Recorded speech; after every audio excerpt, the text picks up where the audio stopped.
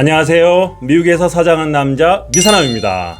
여러분들도 재테크의 첫걸음을 떼기 위해서 가계부를 써야 한다는 이야기 여러분들도 한 번쯤은 들어보셨을 것 같습니다. 그렇죠? 네, 가계부는요 자신의 재무 상황을 손쉽게 파악할 수 있을 뿐만 아니라 계획적인 소비 습관을 형성하는 데 도움이 많이 되기 때문인데요. 그래서 이미 막대한 재산을 일군 부자들 사이에서도 가계부의 중요성은 심심치 않게 거론되고 있습니다. 그렇지만요, 가계부만 열심히 작성한다고 해서 모두가 부자 되는 것은 아니죠.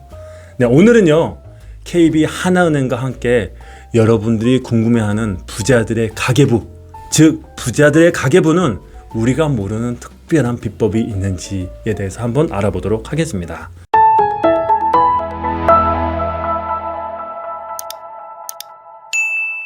자산을 관리하기 위해서 가계부가 중요하다는 것은 두말하면 잔소리죠. 네, 역사적으로 이름을 떨친 억만장자 사례에서도 쉽게 찾을 수 있는데요. 여러분들이 너무나도 잘 알고 있는 석유 재벌 록펠러 가문이 대표적인 사례입니다. 미국의 역사상 손꼽히는 대부호이자 명문가인 록펠러 가문에서도 대대로 가계부를 쓰는 습관을 굉장히 중요하게 여긴 것으로 알려져 있는데요.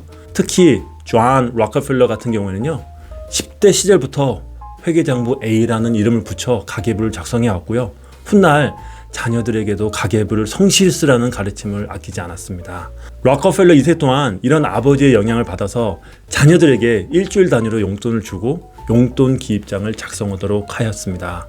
이들은 단순히 장부의 숫자를 나열하는 것을 넘어서요, 올바른 사용처, 즉 어떻게 썼는지 일일이 따져보는 시간을 가졌습니다. 이를 통해서 록펠러 가문은요, 7대를 넘어 부를 유지하는 동력이 바로 이렇게 가계부를 쓰는 습관에 담겨 있다고 할 수 있겠습니다.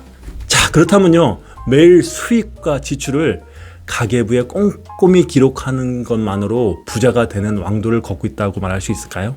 네, 그렇지 않습니다. 가계부를 쓰는 목적, 그것이 중요한데요. 그것이 무엇인지를 생각해 보아야 하는데요.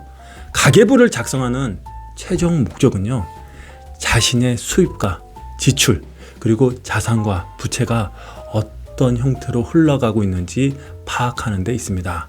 우리가 일상적으로 지출하는 교통비부터 시금치 한 단의 가격까지 빠뜨리지 않고 기록하는 데 몰두한 나머지 큰 맥락을 놓쳐버린다면요, 일상생활 속에서 가계부란 이름의 노동을 하나 추가하는 일밖에 되지 않습니다. 오히려 가계부의 진가는요, 일주일에 한 번 또는 한 달에 한 번 정도 가계부를 찬찬히 들여다보는 과정에서 생겨나는데요.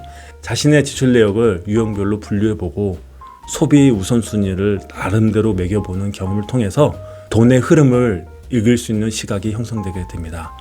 미국 재무설계사인 제시 매컴은요, 사람들이 돈 때문에 고생하는 이유는 돈에 대한 의사결정 체계를 보유하지 못했기 때문이라고 이야기하였는데요. 가계부 작성을 통해서 자신의 합리적인 기준점을 만들 수 있고요. 자신의 재무 상황을 냉철하게 평가할 수 있다면요, 부자로 가는 첫 관문을 통과할 수 있는 것과 다름이 없습니다. 자, 앞에서 소개시켜 드렸듯이 가계부를 기입하는 숫자 그 자체보다는요, 흐름을 잡는 것이 훨씬 중요한데요. 따라서 과도하게 엄격한 가계부 작성을 따르다가 금방 지쳐버리지 않도록 최대한 간단한 기록법을 사용하는 것이 좋은데요. 매일 사용하는 가계부의 항목은 금액과 사용처 정도로 좁히고요.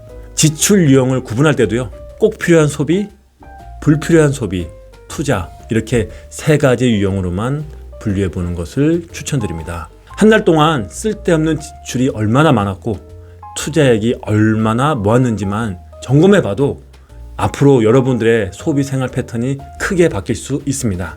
가계부 어렵게 생각하고 작성하는 것을 굉장히 귀찮게 생각하시는 분들이 많은데요. 요즘은 스마트폰 앱을 통해서 쉽게 가계부를 활용할 수 있는 방법이 많이 있으니까요, 활용해 보시길 바라겠습니다.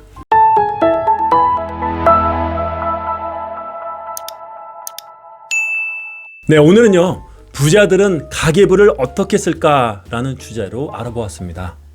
다시 한번 말씀드리면요, 돈에 대한 큰 그림을 갖는 것, 즉 자신의 수익과 지출, 자산과 부채가 어떤 형태로 흘러가고 있는지를 파악하는 것이 가계부 작성의 진짜 목표라는 것을 꼭 명심하시길 바라겠습니다.